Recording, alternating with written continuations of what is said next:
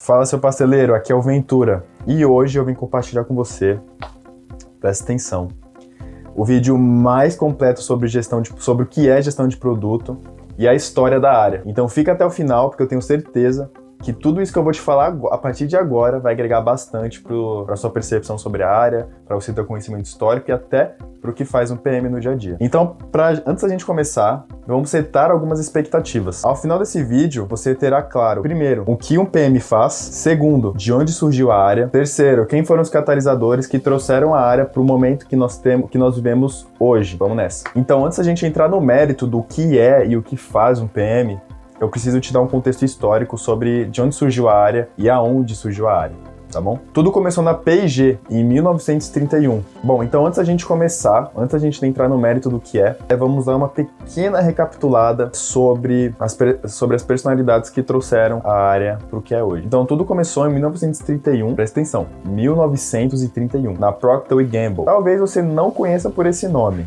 mas com certeza você já utilizou algum produto desses caras, tipo o Head & Shoulders, da P&G. E quem veio com o primeiro pensamento do que nós, no futuro, viríamos a conhecer como gestão de produto, foi o Neil McElroy. Ele, na época, ele estava na P&G, escreveu um memorando e mandou para a empresa inteira, falando sobre o Brandman. E basicamente o conceito de Brandman, ele tinha como as principais atribuições conversar com usuários, ter autonomia e autorresponsabilidade. Talvez você conheça a autorresponsabilidade como accountability, dá no mesmo. Ele também tem que ter conhecimento em mercado e negócio, tem que saber documentar as coisas e ser enxuto, ser lean. Embora nessa época, esse último ponto, não fosse conhecido como lean, mas já era uma coisa que estava começando a dar os primeiros passos. Ele também dava aulas em Stanford, e ele tinha uma fama por ser alguém que inspirava as pessoas, E em uma das suas aulas, ele falou na turma tinham dois rapazes que até então eram desconhecidos, mas que as palavras do Neil inspiraram muito eles.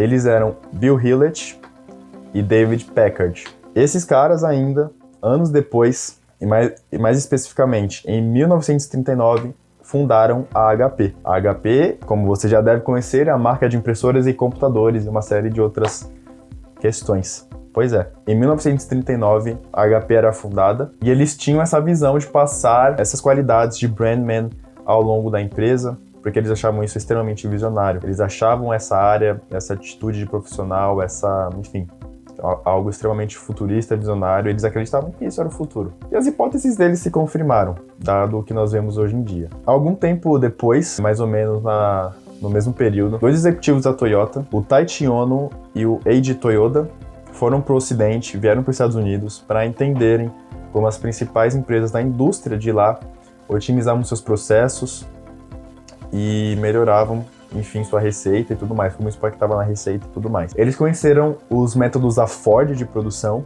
e tomaram conhecimento também de como a HP fazia as coisas. E com todo esse bolo de informação, com todo esse bolo de conhecimento, eles adaptaram e exportaram para a Toyota, o que mais para frente nós viríamos a conhecer como Kaizen, Lean e Genchi Genbutsu.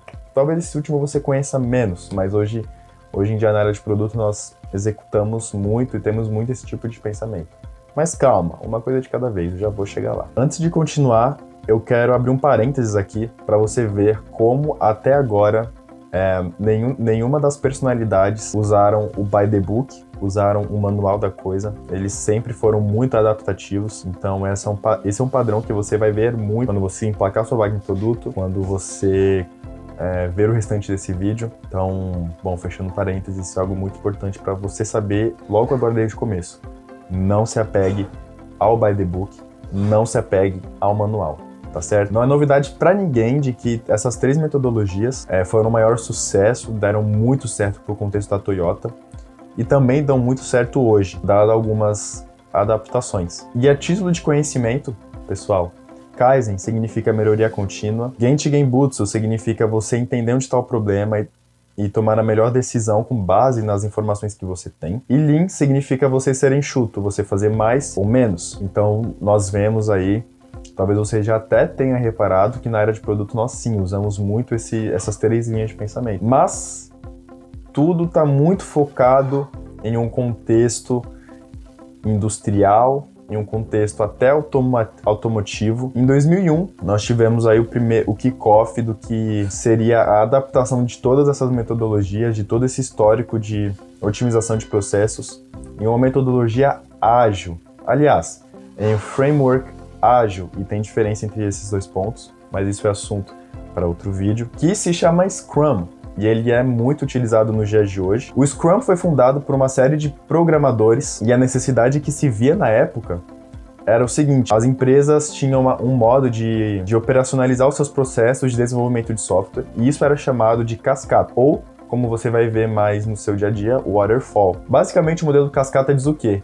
Que tem alguém aqui no topo e essa pessoa que está no topo vai mandando os requisitos para o desenvolvimento, para ir para desenvolvimento. Mas foi notado já naquela época, em 2001, de que o que estava chegando na mão do cliente não era bem aquilo que agregava valor para ele. E se aquele software não agregava valor para o cliente, não iria agregar valor para o negócio. Então as empresas estavam perdendo lucro, e as empresas também estavam perdendo cliente, e as empresas também estavam perdendo dinheiro, porque elas tinham que refatorar tudo aquilo que chegava na mão do cliente. Esse, em resumo, é o modo waterfall de desenvolvimento de software. E qual que é a proposta do Scrum, pessoal?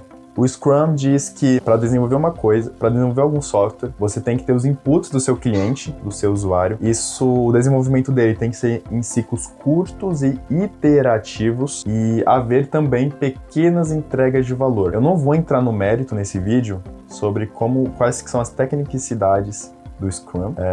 Talvez eu grave um outro vídeo falando sobre isso, inclusive se você quiser, coloque aqui nos comentários, se você quiser conhecer mais sobre ele. Mas isso foi uma excelente alternativa para o contexto da época e deu muito certo, e dá muito certo dependendo do contexto da empresa até hoje. Mas veja bem, nós ainda estávamos muito presos na parte de desenvolver, na parte operacional, na parte tática. Ainda faltava algo que estimulasse um pensamento talvez mais estratégico, um pensamento talvez que meça o impacto ali no negócio também. E bom, em 2007, aliás, em 2008, após o lançamento do primeiro iPhone, a Apple lançou a App Store, e com isso uma série de possibilidades para as empresas entregarem valor por meio do software, por meio de aplicativo para usuários. Então veja, aqui o viés de marketing somente não existe mais, como era no início na P&G. Então veja, aqui não existe mais o viés de otimização de processos automotivos, industriais. Após o Scrum,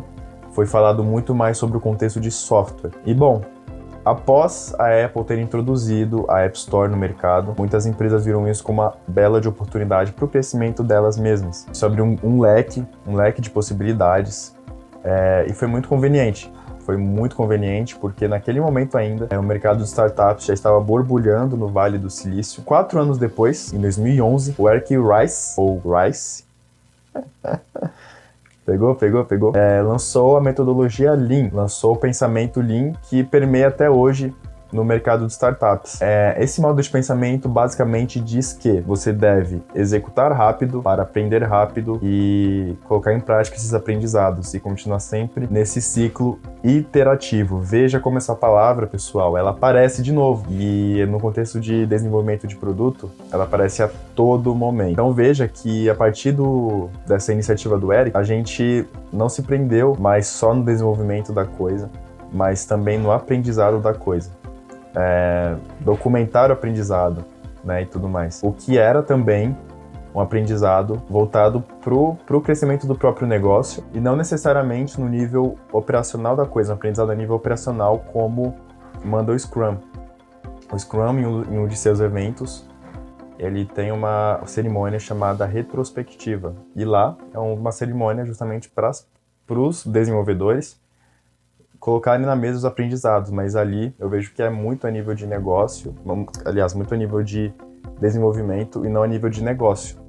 E eu vejo que a metodologia Lean veio para tapar esse buraco, né? Tapar esse gap. Bom, então você deve estar se perguntando agora o que é e o que faz um PM. Além de todos esses pontos que eu apresentei para vocês ao longo desse vídeo, uma das principais atribuições de um Product Manager, de um Product Owner, dependendo do contexto, é se construir um produto e entregar valor para o usuário. Falando um pouco de remuneração desse profissional, um dado coletado no Glassdoor, que é uma plataforma onde os profissionais podem colocar seus salários, como é a experiência na empresa, enfim, mostra que um PM ganha em média R$ 12.500. E a Cursos PM3 no ano passado fez um reporte de mercado super interessante sobre a área de produto, e lá tem o dado que o salário de um PM pode chegar entre 10 mil e 12 mil. Se antes vocês perguntavam se a área de produto era ou não para você, eu levaria em conta, além do contexto histórico e o impacto que ela vem gerando para negócios e usuários, eu também levaria em conta a questão da remuneração. Isso é um grande diferencial da área também, se você é alguém com viés mais de negócio. Mas veja, você não inicia na área recebendo esse valor. Pode até acontecer, sim, mas aí é uma exceção à regra, beleza? Geralmente, os cargos de entrada em produto pagam um piso de R$ 5.000 para cima. Mas vai depender de empresa para empresa, vai depender de contexto para contexto. Então não se apegue tanto à remuneração inicialmente. Óbvio, ela é extremamente importante, mas também se apegue ao aprendizado que você vai ter, que isso é rico tanto quanto, e vai te dar suporte para outras iniciativas. Bom, e se você chegou até esse momento do vídeo, eu vou pedir para você deixar o seu like e compartilhar com aquele amigo, com aquela amiga que está em momento de transição de carreira. Eu tenho certeza que todo esse conteúdo vai agregar muito valor para essa pessoa. E para a gente ter aquela interação gostosa, diz para mim como você conheceu a área de produto, como você chegou até aqui. Eu vou adorar trocar essas figurinhas com você nos comentários. E também, se inscreve no canal para não perder os próximos vídeos. Beleza? Pessoal, grande abraço e vejo vocês no próximo vídeo.